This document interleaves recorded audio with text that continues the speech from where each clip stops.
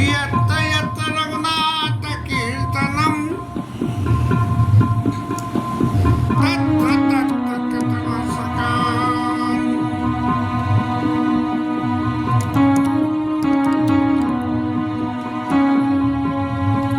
वाष्पवारि परिपूर्णलोचनम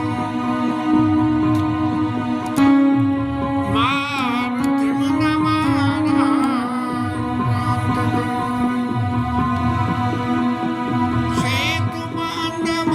सेतुबान्धवैरीनाथि कपितवपन्तुना कपड़चलचरणभूपर चढ़ि चढ़ि पारैया चढ़ि चढ़ि पारैया।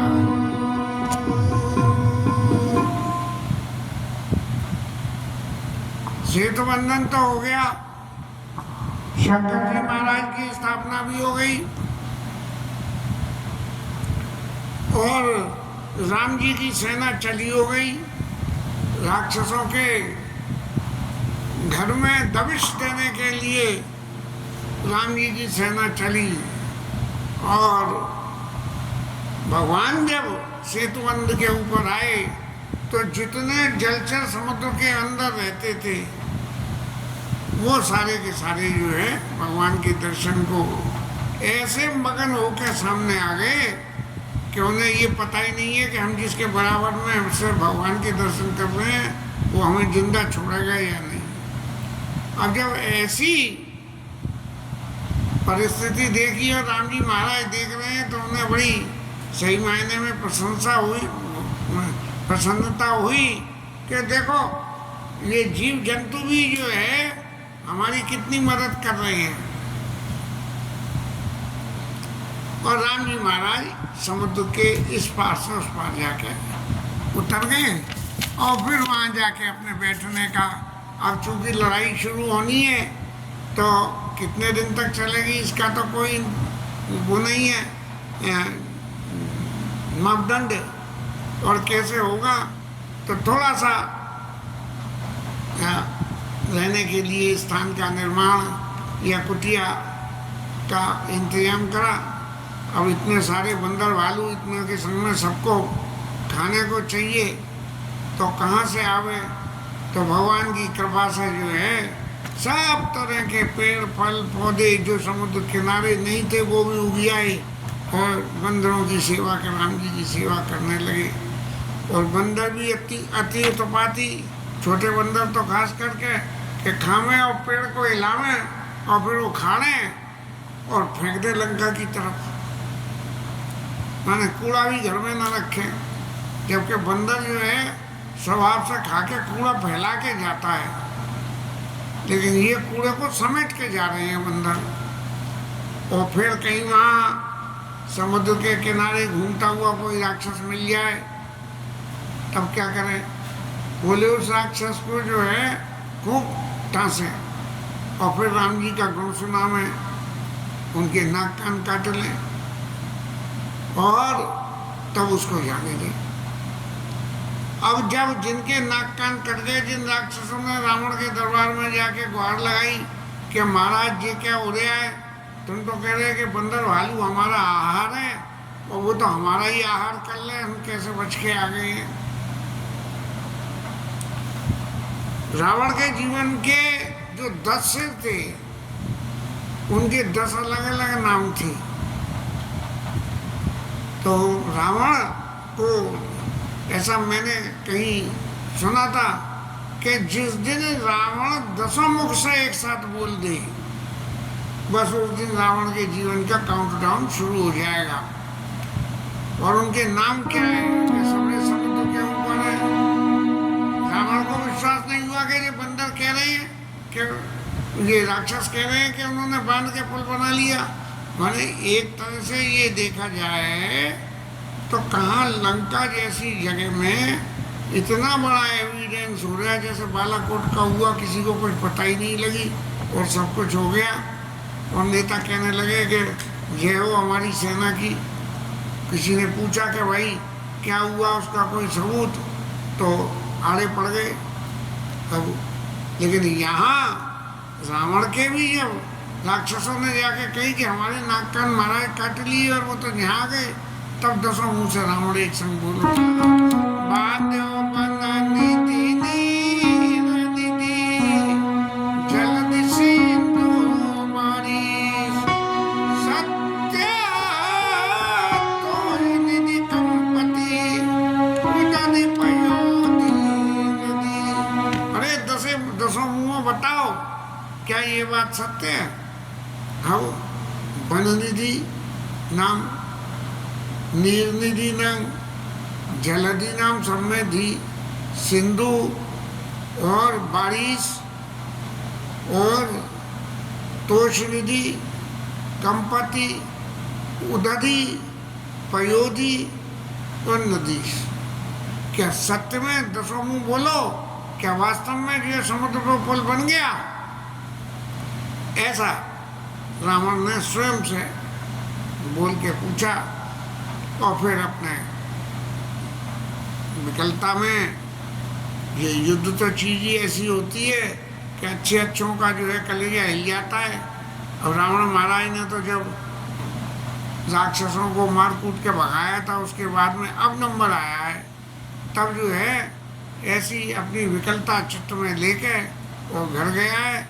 और मंदोदरी को जब पता लगी कि महाराज भगवान इस पार आ गए, तब उन्होंने फिर रावण को समझाने का प्रयास किया कि महाराज, जिससे जीत सको उससे पहले प्रीति विरोध समान सदा, करिय नीति अस आय, और जो मृगपति भद मेड़ कनि भल की कही कोई दास।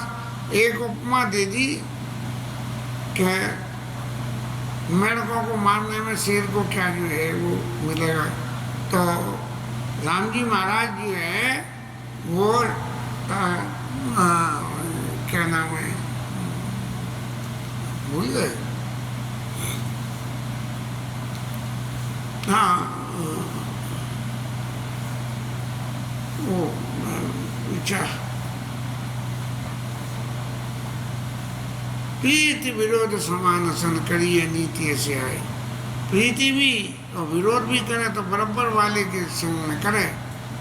ये भगवान राम और रावण का जो अंतर है, वो अंतर विरोध करने लायक नहीं है। इसीलिए मंदोदरी जो है रावण को घर में ले आई और उसको चरणों में से रख के और फिर समझाने का प्रयास किया है कि तुम्हें रघुपति अंतर केता खल का द्योत दिन करी जैसा। ऐसा मतलब फर्क है, कहाँ सूर्य और कहाँ जुगनू। और फिर इन्होंने रावण को फिर समझाया कि महाराज आप समझो कि सहस्त्रार्जुन को मारा, समुद्र बांधा, बलि को बांधा, ऐसा ही इस भगवान ने इतने कर्तव्य करे हैं, वो ही प्रकट होकर पृथ्वी पे आए हैं और तुम्हारा उद्धार करने आए हैं। इसलिए महाराज आप उनसे विरोध छोड़ दें। क्यों? कि काल, कर्म और जीव ये सब उसके ही हाथ में, आपके हाथ में बल है, लेकिन इन चीज़ों को आप कंट्रोल नहीं करते हैं। और राम जी के गुण की चर्चा करते हुए कहा कि भागव सन्मुख गए न खाई। भगवान इतने दयालु हैं कि यदि भगवान दया करें तो आपके सामने शेर चीता आ जाए तो वो भी आपको नहीं काटेगा। और सबसे बड़ी बात यह है कि आप जो लंका के राज्य को अपना राज्य समझने की कोशिश कर रहे हो, इसमें भी आपकी भूल है। क्योंकि आपने जो कुछ करना था वो तो सब कर लिया। अब तुम्हारी चौथी अवस्था आ गई, तो वन में जाओ और जाके भगवान का भजन करो। अब तुम तो चित्त में ये समझ रहे हो कि वो मारने आए हैं, लेकिन वो मारने नहीं आए हैं, वो तुम्हें तारने आए हैं। लेकिन तारेंगे जब जब तुम उनके पास जाओगे। इसीलिए सोई को शिला देश रघुराया आयो करना तोई पर दया। वही भगवान राम तुम्हारे ऊपर महाराज दया करने पधारे हैं। और एक बात और ये कह दी कि यदि मेरी शिक्षा को मान लो, मेरी बात को मान लो, तो मेरा सौभाग्य जो है अचल हो जाएगा। भगवान आप शरण में आप जाओगे, आपका तो उद्धार होगा, लेकिन मेरा सौभाग्य अचल हो जाएगा पार्वती मैया की तरह से। तब जो है रावण ने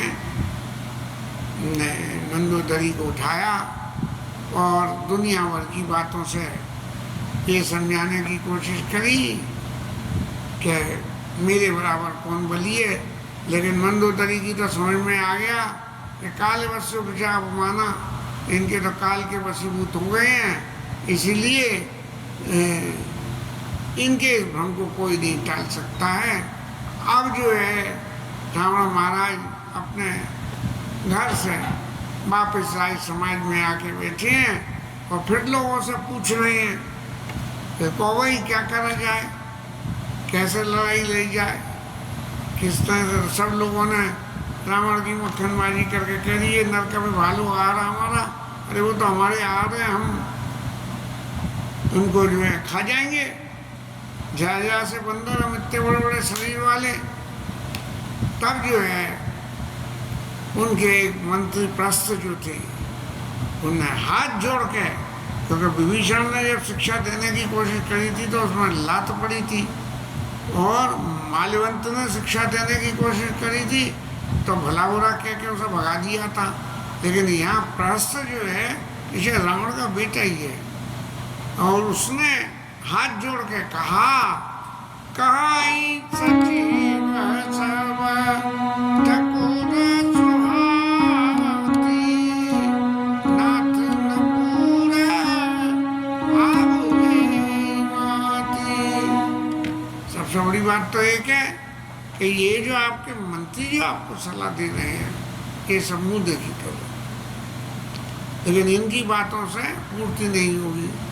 यदि ये खा सकते बंदर भालुओं को तो जब वो हनुमान आए थे तभी जो है खा लेते, लेकिन ये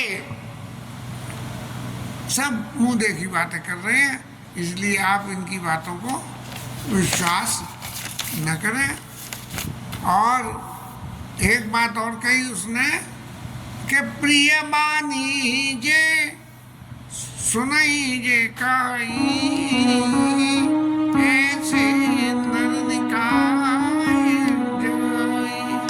महाराज मेरे को जो है डरपोक मत मानना, लेकिन इस संसार में प्रियवाणी बोलने वाले, कहने वाले सब मिलते हैं, जो मुंह देखी करने वाले, लेकिन ऐसे वचन जो सुनने में तो कड़े लगे, लेकिन होता उनसे हित तो ऐसे आदमी बहुत थोड़े होते हैं। इसीलिए मैं अब आपको एक रास्ता बताता हूँ जो अब तक और लोगों ने भी बताई। प्रश्न ने ये कहा कि बात है दूत भेजे को, उन्होंने दूत भेजा तुम्हारे पास हनुमान को, हाँ अब तुम अपने दूत हो। तुमने जैसे विभीषण के पीछे दूत भेजे, वो तो देखने गए थे विभीषण लीला का दर्शन करने, और फिर वो तुम्हें छोड़ के चले गए। तो अब दूत भेजो, और काय को भेजो कि जाओ कि उनको ये कहो कि रावण महाराज सीता आपको वापस देना चाहते हैं। अब आप बताइए कि आपको कब और किस तरह से लाके रावण महाराज दें। यदि वो सीता को लेके और वापस चले जाएं तो फिर उनसे लड़ाई मत लड़ना, जैसा ये ऑपरेशन सिंदूर में हुआ, कुछ हुआ ना हवाया और दुनिया भर की बातें पैदा हो गई। तो ये प्रश्न ने यही कहा कि उनको वापस कर दो सीता जी को, और उनसे युद्ध मत करो, और यदि फिर भी वो युद्ध पर आमादा हो जाए तब उनको युद्ध में आप मार देना। ये थे भी रावण के बूते की थोड़े ये मारना तब। और ये तक कहा कि यदि ऐसा आपने कर लिया तो पूरे लोक शास्त्र वेद सब में जो है पूरे संसार में तुम्हारा यश फैल जाएगा कि देखो रावण कितना ईमानदार रहा, कि पहले दंड देने के लिए ले आया, शूर्पणखा की नाक कटी और फिर उन्हें वापस भी दे आया। तब रावण को तो समझ में आ गई कि भाई ये बात कह रहा है, बात तो सही है, लेकिन अभिमान नहीं मानने देता है। तब उन्होंने उससे कही कि अरे तू तो हमारे घर में ही जो है वो दीमक बन के पैदा हो गया, अरे हमारे बेन मूल से तो भाई वो ही तू जो है हमारे घर में ही जो है दुश्मन बन के पैदा हो गया। तब उसने रावण को भला बुरा कहा और हितमत तो इन्हें लागत कैसे काल विवश कहूँ विषय जैसे। इस तरह से जो है रावण महाराज अपने, जब हम एक तरफ कंसंट्रेशन हो जाए और दिमाग में स्थिरता नहीं हो तो डाइवर्जन के लिए हमें कुछ करना चाहिए कि हम उस सोच से बाहर निकलने के लिए। एक टाइम था जब गैंग्सो लगाई तब हर वक्त उसी का ही चिंतन बना रहे, तो घर आके गुड़िया के संग में वीडियो गेम खेले जिससे कि वहाँ से ध्यान हटे। इस तरह से जब जीवन में कोई भी समस्या आवे तो ध्यान बचाने के लिए भगवत नाम का जाप करो, भगवान का ध्यान करो, भगवान की कथा करो, हरि नाम कीर्तन करो। लेकिन रावण महाराज के तो अभिमान के मारे कुछ समझ में नहीं आई और रावण महाराज जो है अपने समाज में जो शाम को आनंद मंगल नृत्य करने, नृत्य और गान टान देखने जाते थे, वहाँ चले गए और जाके उन्होंने वहाँ अपना आनंद शुरू कर दिया।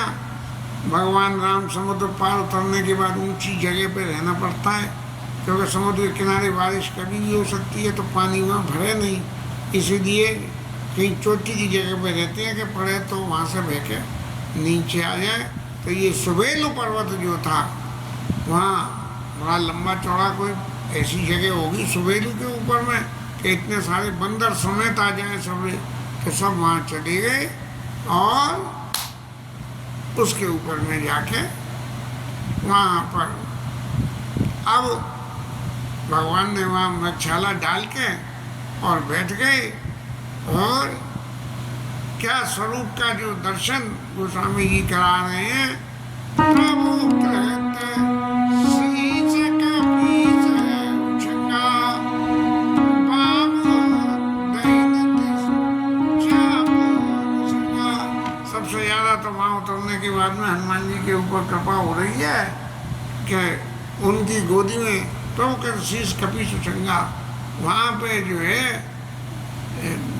हनुमान जी की गोदी में सिर रखे और प्रभु लेट गई है और बाम दैन दिस चाप निसंगा, उनके जो है कंधे पे चाप और बाण रखे हुए हैं और दुई कर कमल सुधारत माना, माने लेटे लेटे जो है वो बाण को देख के सीधा कर रहे हैं, पोंछ रहे हैं, साफ कर रहे हैं। और क्या कर रहे हैं प्रभु के हाथों से तो काम कर रहे हैं लेकिन दिमाग युद्ध की तरफ है। तब जो है वो विभीषण महाराज से इस बात में वार्तालाप कर रहे हैं। क लंकेश मंत्र लगी काना, ये राजकाज की सबसे बड़ी बात है कि सच्ची गुप्त रहनी चाहिए और लड़ाई में तो खास करके, तो उनसे विचार कर रहे हैं। और अंगद हनुमान क्या कर रहे हैं कि उनके चरणों की सेवा कर रहे हैं। और प्रभु के पीछे क्या है कि लक्ष्मण जी महाराज बिया सोने धनुष बाण ताने बैठे कि कहीं कोई आ नहीं जाए। कथित संगे कर बान सरासन ए विधि कृपा धाम राम आसी धन्य तिन के ध्यान जे रेत सदा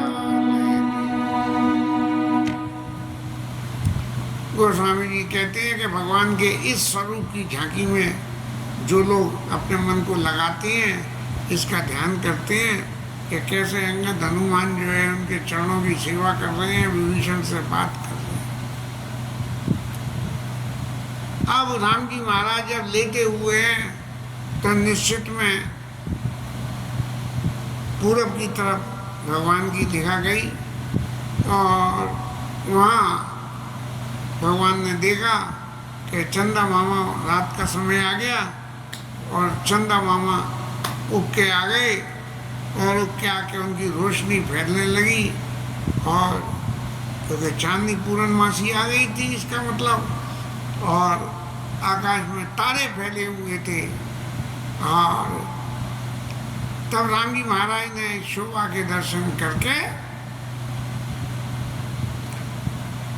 लोगों से बातचीत वार्तालाप में एक दूसरे को समय बिताने के लिए करना है कुछ काम, तो पूछने लगे कि भाई देखो ये चंद्रमा के दर्शन करो, और इस चंद्रमा के दर्शन में जगह जगह कलौच है, तो सब अपनी अपने मति के अनुसार बताओ कि वो कलौच क्या है। तब सबसे पहले क्या हुआ, सुग्रीव महाराज जो इनके इमीडिएट सेनापति थे, अब वो बोले, तब कहा सुग्रीव सुनो रघुराई, ससिमहु प्रगट भूमि के जाई। ये धरती की जो परछाई है वो परछाई चंद्रमा के ऊपर पड़ रही है। सूर्य चंद्रमा एक सीध में ऐसी आती है तब जो है छाया बनती है, तो चंद्रमा छोटे हैं और पृथ्वी बड़ी है, चंद्रमा की रोशनी जा रही है और जाके उनसे पार लग के जब लौट के वहाँ आ रही है तब वो पृथ्वी की छाया बन रही है, तो वो पृथ्वी की छाया है। और दूसरे किसी ने क्या कहा कि चंद्रमा तो बहुत सुंदर है, तो बोले इसकी सुंदरता में भी डंक लग गया कि जब भगवान ने रति को बनाया तो चंद्रमा की सुंदरता को निकाल लिया उसमें से और रति को दे दिया चंद्रमुखी, इसीलिए जो है माताओं के नाम में चंद्रमुखी लगा देते हैं। तो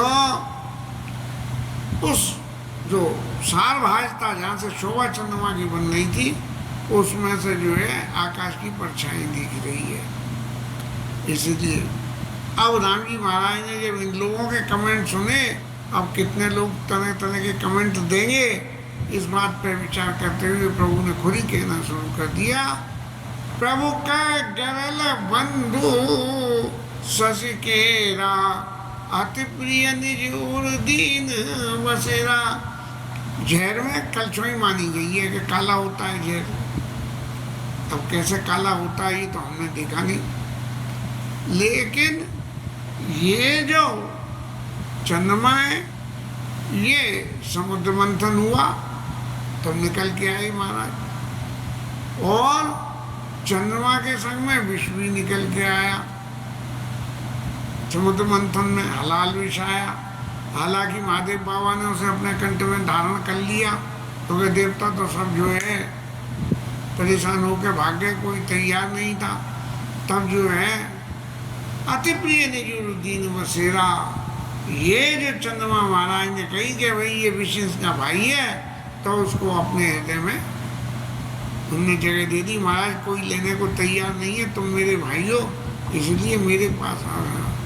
तो ये चंद्रमा जो है विश्व संयुत कर निकर प्रसारी, जारत विनय बंत नारी, माने प्रभु लोगों के सामने एक ये आदर्श रखना चाह रहे हैं कि चंद्रमा की शीतलता भी जीवन में जलाने का अत्यंत शीतलता भी जीवन में जलाने का काम करती है, और खास करके उन लोगों को जिनके चित्त में विरह होता है। यद्यपि इसका संबंध यदि जोड़ें तो राम जी बिना माता सीता के ये कहना चाह रहे हैं कि सीता के न होने से मेरे हृदय में भी चंद्रमा की शीतलता से शीतलता नहीं आ रही है। अब हनुमान जी महाराज तो परम सेवक, और परम सेवक में भी ऐसी स्थिति कि जो भगवान के तो गुणों का प्रकाश आवे और बात की बात रह जाए, तब हनुमान जी ने हनुमंत सुनो प्रभु शशि तुम्हारे प्रिय दास। आपका परम प्रिय दास है चंद्रमा। कैसे? बोले रामचंद्र, राम के नाम के सामने चंद्र लग रहा है, पहले राम है और फिर चंद्र है, इसलिए महाराज वो आपका दास है। और जब आपका दास है तब क्या है? जब दास है तो दास तो अपने स्वामी को हर वक्त ध्यान में रखता है। तब मूर्त विद उर्वसती सोई श्यामता आभास, आपकी मूर्ति चंद्रमा के हृदय में बसती है, आपका श्याम रंग है। ये श्यामलता जो चंद्रमा में दिख रही है वो आपकी मूर्ति की वजह से है। हनुमान जी के वचन सुन के सब लोग बड़े खुश हुए। तो क्या देखो कितनी सुंदर बात कि जहाँ भगवान राम का प्रताप और प्रभाव दोनों चीज सामने दिखे, ऐसी बात हनुमान जी ने कही। और तो सब अपने अपने मतलब की बात कहने लगे थे। यहाँ जो है अब राम जी महाराज ने देखा दक्षिण लंका की तरफ के वही पर्वत के ऊपर बैठे हैं, लंका में कितनी रोशनी हो रही है, सोने की कितनी चमक है, क्या है? इन सब का दर्शन करते ही तब उन्होंने देखा कि वहाँ कोई जबरदस्त अखाड़ा चल रहा है जिसमें गान टान सब कुछ हो रहा है। अब थोड़ा नाच रही हैं रावण महाराज, आनंद कर रहे हैं। और भगवान ने सबकी परीक्षा लेने को और खास करके विभीषण महाराज की परीक्षा लेने को ये बात कही कि वास्तव में विभीषण ने शरणागति स्वीकार करके उधर का भेद इधर देते हैं कि नहीं देते हैं, ये जानने के लिए कहा कि देखो ऐसा लग रहा है कि वहाँ से जो है काली काली घटा आ रही है और बहुत जोर का पानी आवेगा, हम लोग सब चौड़े में, हमें बचने का इंतजाम करना चाहिए। लेकिन तभी जो है विभीषण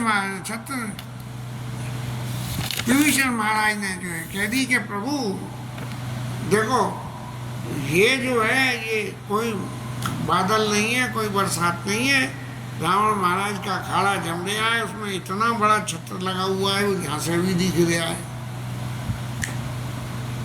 वो काली घटाएं लग रही है, और जो वहाँ संगीत बज रहा है उससे जो है बादलों के गरजने की आवाज़ हो रही है। और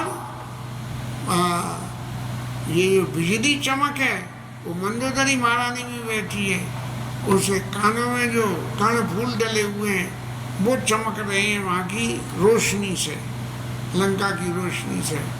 तो इसीलिए ये रावण के सारे अभिमान का प्रतीक है कि वो ये दिखाना चाह रहा है रावण कि देखो तुमसे मेरे को कोई डर नहीं है किसी तरह का, और मैं तो सतत जो अपना जीवन जैसे जीता हूँ। भगवान राम बोले कि भाई इतने अभिमान का मोरल गिराने के लिए कुछ करना चाहिए। तो उन्होंने एक बाण चला दिया और एक बाण चल के उनके छत्र मुकुट ताटंक सब हथे एक ही बाण, और सबके देखत वहीं पर मरम न को जान, किसी को पता ही नहीं लगी, छत्र भी नीचे गिर गया, कान के वो भी कर्ण फूल भी नीचे गिर गए, और जो मुकुट रावण के लगे हुए थे वो भी सब नीचे गिर गए। और ऐसा काम करके भगवान राम की बाण वापस राम जी के तर्कस में जाके प्रवेश कर गए। रावण के अभिमान का अंत तो नहीं हुआ, लेकिन सब लोगों के बीच में भय फैल गया। भय फैलाने के लिए बम्बार्डमेंट करा जाता है, ज़्यादा भीड़ कोई आंदोलन करने आवे और पुलिस को रोकने को कही जाए तो उनमें से दो चार पतले सट्टे लोगों को देख के पुलिस वाले ऐसे डंडे लगाते हैं कि बाद बाकी जो खाली अपने आप को एक्सपोज करके कैमरे में फोटो खिंचवाने आए थे वो सब भाग जाते हैं। तो ऐसे ही भगवान ने जो है रावण के अभिमान को, कि जितने बाद बाकी राक्षस हैं जो अभी तक रावण के संग में हैं, शायद इस क्रिया से रावण का संग छोड़ के